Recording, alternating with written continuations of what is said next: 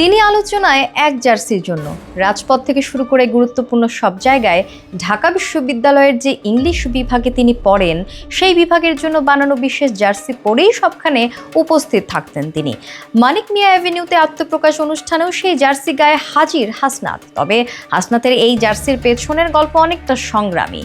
এই এক জার্সি পরে তিনি শেখ হাসিনাকে ক্ষমতার শৃঙ্খ থেকে ফেলে দিয়েছিলেন। তার অঙ্গীকার বা শপথ ছিল যতদিন আন্দোলন চলবে ততদিন এই জার্সি পরে থাকবেন, ক্ষমতা থেকে হাসিনাকে উৎখাত করা না পর্যন্ত জার্সি খুলবেন না। অবশেষে আন্দোলন সফল হলে জার্সি ছেড়ে অন্য পোশাকেও তাকে দেখা গেছে। তবে দলের আত্মপ্রকাশ অনুষ্ঠানে সেই ঘটনায় যেন মনে করিয়ে দিলেন আবার চিরচেনা সেই জার্সি পরে স্বভাবসুলভ বিনয় আর মুখে হাসি রেখে মঞ্চের দিকে এগিয়ে এলেন। এর আগে এই জার্সি পরার পেছনের গল্প এভাবে শুনিয়েছিলেন হাসনাত। এমনিতে তিনি বিজয় ৭১ হলে থাকেন, তবে ঘটনাক্রমে বনশ্রীর বাড়ি থেকে এই পোশাকেই আন্দোলনে যোগ দেন।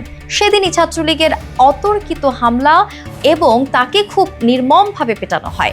এরপর থেকে তিনি প্রতিজ্ঞা করেন যতদিন না স্বৈরাচারের পতন হচ্ছে জার্সিটি তিনি খুলবেন না। তখন থেকেই তার জার্সিটি নেহাতি মিম ম্যাটেরিয়াল নয়, স্বৈরাচারের বিরুদ্ধে আন্দোলন, প্রত্যয় আর প্রতিবাদের প্রতীক। হাসনাতের জার্সিটি বটল গ্রিন রঙের। ঢাকা বিশ্ববিদ্যালয়ের ইংরেজি বিভাগের 11 ব্যাচের শিক্ষার্থী হাসনাতের এই জার্সিটি তার বিভাগেরই।